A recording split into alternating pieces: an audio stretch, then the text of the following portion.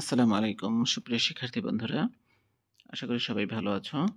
তোমরা আজকে যারা দশম শ্রেণীর শিক্ষার্থী ২০২৫ সালে তারা ২০২৬ সালের এসএসসি পরীক্ষার্থী। তো যেহেতু আমরা নতুন কারিকুলামে কিছু নতুন কারিকুলাম পড়েছিলাম গত বছর। এবার আমরা পুরাতন কারিকুলামে ফিরে গেছি। যেহেতু এখানে গ্রুপ হয়ে গেছে, তো আজকে আমি তোমাদের যে ক্লাসটি উপস্থাপন করছি সেটি হলো পৌরনীতি ও নাগরিকতা। এটি আর্টসের একটি সাবজেক্ট, যার বিষয় কোড ১৪০। তো চলো শুরু করা যাক আজকের ক্লাস। শিক্ষার্থী বন্ধুরা, তোমরা এখানে দেখতে পাচ্ছ ২০২৬ সালের এসএসসির পুনর্বিন্যাসকৃত পাঠ্যসূচি।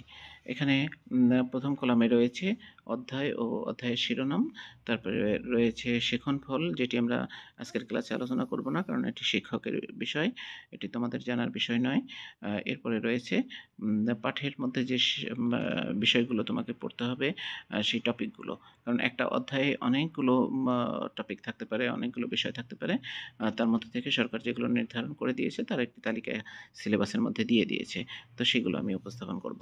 তো এখানে দেখো, আমরা যদি জুম করে দেখি তাহলে দেখতে পাচ্ছি প্রথম অধ্যায়ে কি রয়েছে, পৌরনীতি ও নাগরিকতা।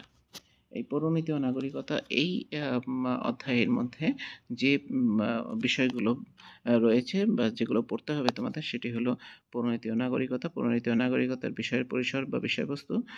তারপরে রয়েছে পরিবার, পরিবারের শ্রেণীবিভাগ, পরিবারের কার্যাবলী, সমাজ, রাষ্ট্র ও রাষ্ট্রের উপাদান, রাষ্ট্রের উৎপত্তি, সরকারের ধারণা, রাষ্ট্র ও সরকারের সম্পর্ক।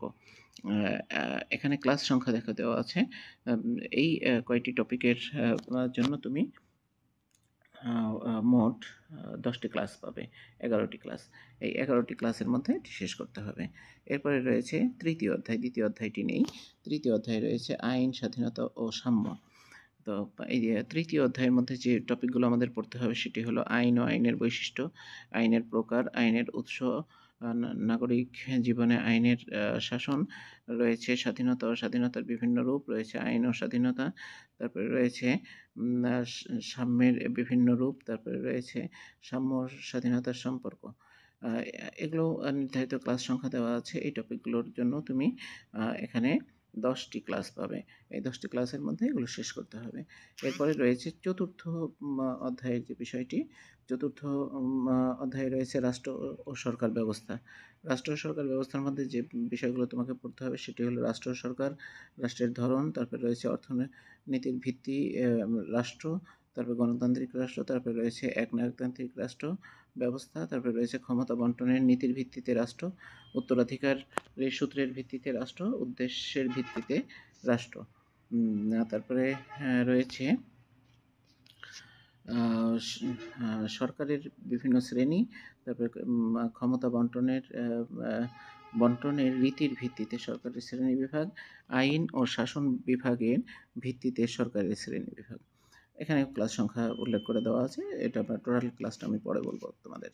এরপরে রয়েছে ষষ্ঠ অধ্যায়। দেখো কিছু অধ্যায় এখানে বাদ দিয়ে দিয়েছে। এই যে ষষ্ঠ অধ্যায় রয়েছে, ষষ্ঠ অধ্যায়ের মধ্যে যে টপিকগুলো আমাদের পড়তে হবে সেটি হলো বাংলাদেশ সরকারের স্বরূপ ও বিভিন্ন বিভাগ, রাষ্ট্রপতি ক্ষমতা ও কাজ, তারপর প্রধানমন্ত্রীর ক্ষমতা ও কাজ, সংসদীয় ও রাষ্ট্রপতি শাসিত সরকার ব্যবস্থার তুলনা, তারপরে রয়েছে মন্ত্রিপরিষদ ক্ষমতা ও কার্যাবলী, রয়েছে বাংলাদেশের প্রশাসনিক কাঠামো, কেন্দ্রীয় প্রশাসন, তারপরে রয়েছে বিভাগীয় প্রশাসন, জেলা প্রশাসন, উপজেলা প্রশাসন, রয়েছে বাংলাদেশের আইনসভা গঠন, জাতীয় সংসদের ক্ষমতা ও কার্যাবলী, তারপরে রয়েছে বাংলাদেশের বিচার বিভাগ। এই অধ্যায়ের জন্য অর্থাৎ এই যে ষষ্ঠ অধ্যায়ের জন্য এই কয়টি টপিক তোমাদেরকে পড়তে হবে। এরপরে দেখো সপ্তম অধ্যায় রয়েছে। সপ্তম অধ্যায়ের মধ্যে রয়েছে গণতন্ত্রের রাজনৈতিক দল ও নির্বাচন ব্যবস্থা। এর মধ্যে যে টপিকগুলো তোমাদের পড়তে হবে সেটি হলো রাজনৈতিক দল ও রাজনৈতিক দলের বৈশিষ্ট্য, রাজনৈতিক দলের ভূমিকা, বাংলাদেশের রাজনৈতিক দলসমূহ, নির্বাচন ও নির্বাচনের প্রকারভেদ, নির্বাচন পদ্ধতি, নির্বাচন কমিশন। তো এই কয়টি বিষয় রয়েছে, এখানেও ক্লাসগুলো উল্লেখ করে দেওয়া আছে। এরপরে রয়েছে দেখো অষ্টম অধ্যায়। অষ্টম অধ্যায়ে যে বিষয়টি রয়েছে সেটি হলো বাংলাদেশের স্থানীয় সরকার ব্যবস্থা। এই বাংলাদেশের স্থানীয় সরকার ব্যবস্থার মধ্যে যে টপিকগুলো তোমাদের পড়তে হবে সেটি হলো স্থানীয় সরকার ও স্থানীয় সরকারের গুরুত্ব, বাংলাদেশের স্থানীয় সরকারের ব্যবস্থার স্বরূপ, ইউনিয়ন পরিষদ, উপজেলা পরিষদ, জেলা পরিষদ, পৌরসভা, সিটি কর্পোরেশন, পার্বত্য চট্টগ্রাম অঞ্চলের বিশেষ স্থানীয় সরকার ব্যবস্থা, তারপরে রয়েছে পার্বত্য চট্টগ্রাম আঞ্চলিক পরিষদ, তারপরে রয়েছে বাংলাদেশের সঙ্গে পার্বত্য জেলা ও আঞ্চলিক পরিষদের সম্পর্ক, সর্বশেষ রয়েছে নাগরিক বিকাশে স্থানীয় সরকার। এই হলো আমাদের এই পৌরনীতির যে বিষয়গুলো, অর্থাৎ নাগরিকতা শিরোনামে যে বইটি আমাদের রয়েছে, এই বিষয়ের সর্বমোট 72টি ক্লাস রয়েছে। এই 72টি ক্লাসের মধ্যে এটি শেষ করতে হবে, তবে এটি বিষয় শিক্ষক পরিমার্জন করতে পারেন ক্লাস সংখ্যা। তো এই ছিল আমাদের আজকের যে সংক্ষিপ্ত সিলেবাস পৌরনীতির, সেটি আমি তোমাদের জন্য উপস্থাপন করলাম। তো এই যে এই সিলেবাসটি, শর্ট সিলেবাসটি তোমাদের সারা বছর কাজে লাগবে। তো সেই দিকে বিবেচনা করেই আমি এখানে প্রত্যেকটা পেজ পজ দিয়ে রাখছি। তোমরা এখানে চাইলে স্ক্রিনশট দিয়ে নিতে পারো, যেহেতু এটা সারা বছর তোমার জন্য কাজে আসবে বা কাজে লাগবে। এই জন্য আমি এটাকে প্রত্যেকটা পেজ তোমাদের দেখাচ্ছি। তোমরা প্রয়োজন বোধে এটি প্রিন্ট করে নিতে পারো। তো এই তো ছিল হলো পৌরনীতি ও নাগরিকতা বিষয়ের সংক্ষিপ্ত সিলেবাস। আশা করি এটি তোমাদের খুব কাজে আসবে। তো আগামীতে আমরা আর্টসের আরও একটি ক্লাস উপস্থাপন করব, সেটি হলো ইতিহাস বিষয়ের। তো সে পর্যন্ত সবাই সুস্থ থাকো, ভালো থাকো, মজার ক্লাসের সাথেই থাকো।